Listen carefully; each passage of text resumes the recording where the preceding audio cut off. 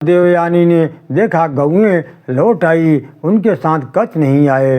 तब पिता से इस प्रकार कहा, प्रभो अग्निहोत्र कच्छ सूर्यदेव भी अस्ताचल की ओर चले गए हैं, आज बिना रक्षक के ही लौट आई गए।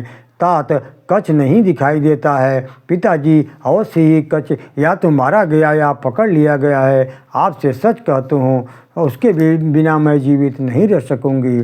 शुक्राचार्य ने कहा, बेटी चिंता न करो, मैं मरे हुए कच्छ को अभी आओ आओ इस प्रकार बुलाकर जीवित कर देता हूँ। ऐसा कहकर उन्होंने संजीवनी विद्या का प्रयोग किया और कच्छ को पुकारा। तो फिर गुरु के पुकारने पर सरस्वती नंदन कच्छ दूसरे ही क्षण दौड़ पड़ा और शुक्राचार्य के निकट आकर उन्हें प्रणाम कर बोला, गुरु, राक्षसों ने मुझे मार डाला है। पुनः देवयानी ने स्वेच्छानुसार वन से पुष्प लाने के लिए कच्छ को आज्ञा दी। तब ब्राह्मण कच्छ सनातन ब्रह्म वेद का पाठ करते हुए वन में गया। दानवों ने वन में उसे पुष्पों का चयन करते हुए देख लिया। तत्पश्चात असुर ने दूसरी बार मारकर आग में जलाया, उसकी जली हुई लाश का चूर्ण बनाकर मदिरा में मिला दिया तथा उसे शुक्राचार्य को ही पिला दिया। तो देवयानी पुनः अपने पिता से बात बोली, पिताजी, आज मैंने उसे फूल लाने के लिए भेजा था, अभी तक वह दिखाई नहीं दिया। तात जान पड़ता है वह मार दिया गया है। वह आपसे मैं सच कहता हूँ। शुक्राचार्य ने कहा, बेटी, बृहस्पति का पुत्र कच्छ मर गया। मैंने विद्या से उसे कई बार जिलाया तो भी वह इस प्रकार मार दिया जाता है। अब मैं क्या करूँ? देवयानी, तुम इस प्रकार शोक न करो, रो मत। तुम जैसी शक्तिशाली स्त्री किसी मरने वाले के लिए शोक नहीं करती। देवी, तुम्हें तो वेद, ब्राह्मण, इंद्र सहित सब देवता और वसुगण, अश्विनी कुमार, दैत्य, संपूर्ण जगत के प्राणी मेरे प्रभाव से तीनों संध्याओं के समय मस्तक झुकार कर प्रणाम करते हैं। तब उस ब्राह्मण को जिलाना संभव है, जीवित हो जाए तो भी दैत्यों द्वारा मार डाला जाएगा, अतः उसे जिलाने से कोई लाभ नहीं है। तब देवयानी बोली, पिताजी, अत्यंत वृद्ध महर्षि अंगिरा जिसके पितामह हैं, तपस्या के भंडार बृहस्पति जिसके पिता हैं, ऋषि का पुत्र ऋषि का ही पौत्र है, और वह ब्रह्मचारी कच्छ के लिए मैं कैसे शोक न करूं और कैसे न रोऊं? वह ब्रह्मचर्य पालन में रत था, तपस्या ही उसका धन था। वह सदा ही सजग रहने वाला और कार्य करने में कुशल था, इसलिए कच्छ मुझे बहुत प्रिय थे। सदा मेरे मन के अनुरूप चलता था। अब मैं भोजन का त्याग कर दूंगी और कच्छ जिस मार्ग पर गया है वहीं मैं भी चली जाऊंगी। शौनक जी ने कहा, शतानीक देवयानी के कहने से दुख से दुख होकर महर्षि शुक्राचार्य ने कच्छ को पुकारा। तब दैत्यों के प्रति कुपित होकर बोले, इनमें तनिक भी संशय नहीं है कि असुर लोग मुझे द्वेष करते हैं, तभी तो यहाँ आए हुए मेरे शिष्यों को ये लोग मार डालते हैं। ये भयंकर स्वभाव वाले दैत्य मुझे ब्राह्मणत्व से गिराना चाहते हैं, इसलिए प्रतिदिन मेरे विरुद्ध आचरण कर रहे हैं। इस पाप का परिणाम यहाँ अवश्य प्रकट होगा। ब्रह्म हत्या किसे नहीं लगाना देती है, इंद्र क्यों न हो। जब गुरु ने विद्या का प्रयोग करके बुलाया तब उनके पेट में बैठा हुआ कच्छ भयभीत होकर धीरे से बोला। उसकी आवाज़ सुनकर शुक्राचार्य ने पूछा, वत्स, किस मार्ग से जाकर तुम मेरे उदर में स्थित हो गए हो? ठीक ठीक ढंग से मुझे बताओ। ने कहा, गुरुदेव, आपके प्रसाद से मेरी स्मरण शक्ति साथ नहीं छोड़ा है। जो बात जैसे हुई वह अब मुझे स्मरण है। इस प्रकार पेट फाड़ कर निकल जाने से मेरी तपस्या का नाश होगा, वह न हो इसलिए मैं यहाँ घोर क्लेश सहन कर रहा हूँ। आचार्य पाद असुरों ने मुझे मारकर मेरे शरीर को जलाया, चूर्ण बनाकर फिर उसे मदिरा में मिलाकर आपको पिला दिया। विप्रवर, आप ब्राह्मी, आसुरी और दैवी तीनों प्रकार की मायाओं को जानते हैं। आप के होते हुए कोई इन मायाओं का उल्लंघन कैसे कर सकता है? शुक्राचार्य बोले, बेटी देवयानी, अब तुम्हारे लिए कौन सा प्रिय कार्य करूं?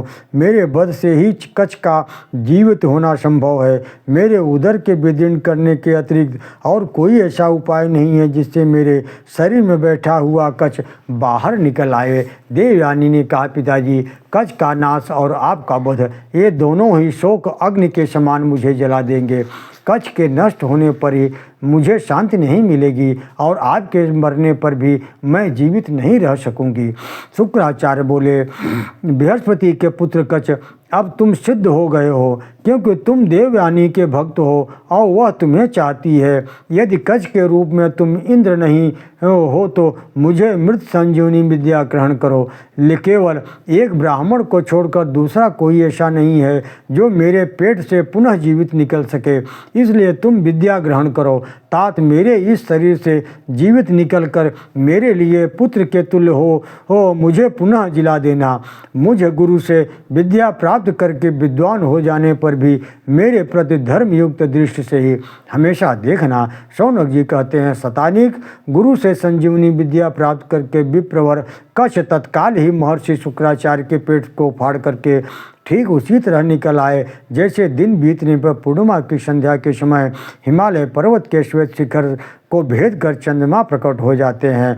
मूर्तिमान वेद राशि के तुल्य शुक्राचार्य को भूमि पर पड़ा देख कच्छ ने अपने मरे हुए गुरु को संजीवनी विद्या को प्राप्त कर लेने पर गुरु को प्रणाम कर वह इस प्रकार बोला, जो लोग निधियों के भी निधि, श्रेष्ठ लोगों के भी वरदान देने वाले, मस्तक पर हिमालय पर्वत के समान श्वेत केशधारी पूजनीय गुरुदेव का उनसे विद्या प्राप्त करके भी आदर नहीं करते, वे प्रतिष्ठा रहित होकर पाप पुण्य लोकों में नरक को जाते हैं। शौनक जी ने कहते हैं, शतानिक विद्वान शुक्राचार्य मदिरापान से ठगे गए थे और उस अत्यंत भयानक परिस्थिति को पहुंच गए थे जिसमें तनिक भी चेत नहीं रह जाता था।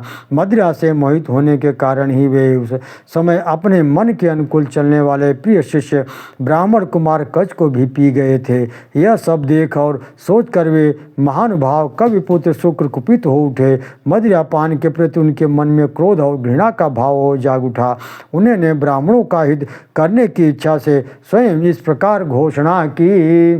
शुक्राचार्य ने कहा, यो ब्राह्मणोद्य प्रभृति कैशी न्योहात सुरा पाश्यति मंद बुद्धि अपेत धर्मा ब्रह्मा चैव सचास्या दस्यामि लोके गृहतस्य परेच। आज से इस जगत को जो भी कोई मंद बुद्धि ब्राह्मण अज्ञान से भी मदिरापान करेगा वह धर्म से भ्रष्ट हो ब्रह्म हत्या के पाप का भागी होगा तथा यह लोक परलोक दोनों लोक में निंदित हो जाएगा।